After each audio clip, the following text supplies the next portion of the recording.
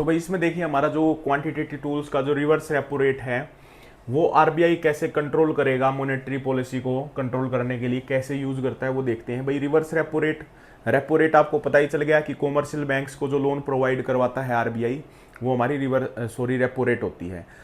अब क्या reverse repo में ऐसा होता है कि भाई रिजर्व बैंक क्या है लोन लेगा एक तरह से, किससे, कॉमर्शियल बैंक से? देखो ऐसा बिल्कुल भी नहीं होता। कई जगह आपने डेफिनेशन देखी होगी, इसकी उल्टी डेफिनेशन कर देते हैं, लेकिन ऐसा बिल्कुल भी नहीं होता। रिजर्व बैंक ऑफ इंडिया देखिए एक प्रॉफिट ऑर्गेनाइजेशन नहीं है, उसका मेन काम है कि वो इन्फ्लेशन को कंट्रोल करके रखे, ठीक है। तो उसको पैसे की जरूरत नहीं होती, क्योंकि वो तो बैंकों का बैंक होता है एक तरह से, उसके पास बहुत पैसा है आरबीआई के पास। तो वो इसके अंदर रिवर्स रेपो में क्या करता है, पैसा तो लेते हैं कॉमर्शियल बैंक से आरबीआई, लेकिन वो एक तरह से एब्जॉर्बर का काम करता है, ठीक है। जब एक्सेस लिक्विडिटी हो जाती है बैंकों के अंदर, पैसा ज्यादा हो जाता है, तो वो क्या करता है, पैसा आरबीआई क्या है वहां से एब्जॉर्ब कर लेता है, उनसे ले लेता है और उनको एक रेट ऑफ इंटरेस्ट देता है। हम मान के चलिए कि कॉमर्शियल बैंक है, ठीक है। कॉमर्शियल बैंक के पास मान के चलिए 100 करोड़ रुपए है, एक कॉमर्शियल बैंक है उसके पास 100 करोड़ रुपए है, ठीक है। और उसने लोन पे दे दिया मान के चलिए 80 करोड़। अब काफी दिन से जैसे मान के चलिए उसको मतलब लोन लेने वाले ही नहीं आ रहे हैं, मान के चलिए 20 करोड़ उसके पास एक्सेस पड़ा हुआ है।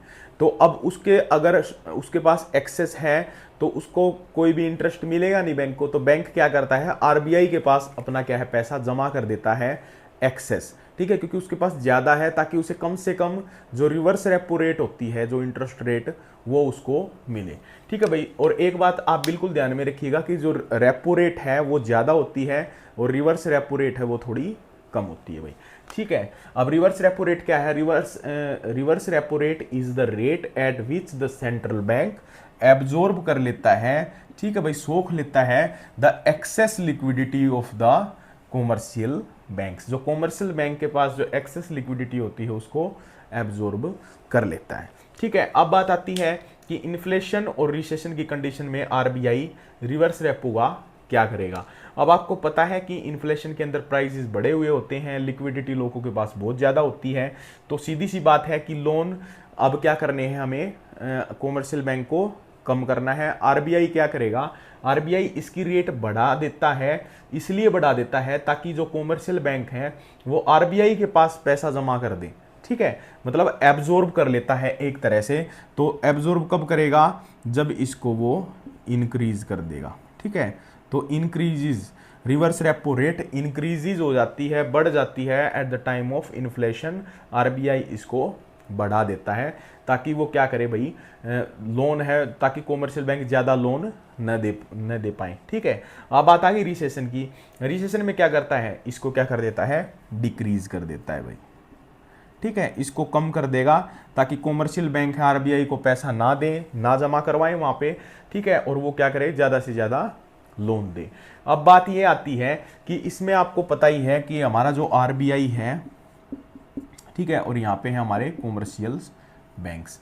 अब कॉमर्शियल बैंक से क्या है भाई, कॉमर्शियल बैंक से पैसा तो यहां जमा हो गया, ठीक है, तो यहां से आरबीआई कोई कोई वो रखेगा, मतलब सिक्योरिटीज वगैरह देगा, तो ऐसा कुछ नहीं है भाई, कोई कुछ भी चीज गिरवी आरबीआई नहीं रखता, ठीक है। सिर्फ आरबीआई के पास कॉमर्शियल बैंक पैसा दे देते हैं, उसको बदले में क्या है, रेपो रेट जो होती है, रिवर्स रेपो रेट, उसका ब्याज क्या है, आरबीआई प्रोवाइड करवाता है कॉमर्शियल बैंक्स को, ठीक है भाई।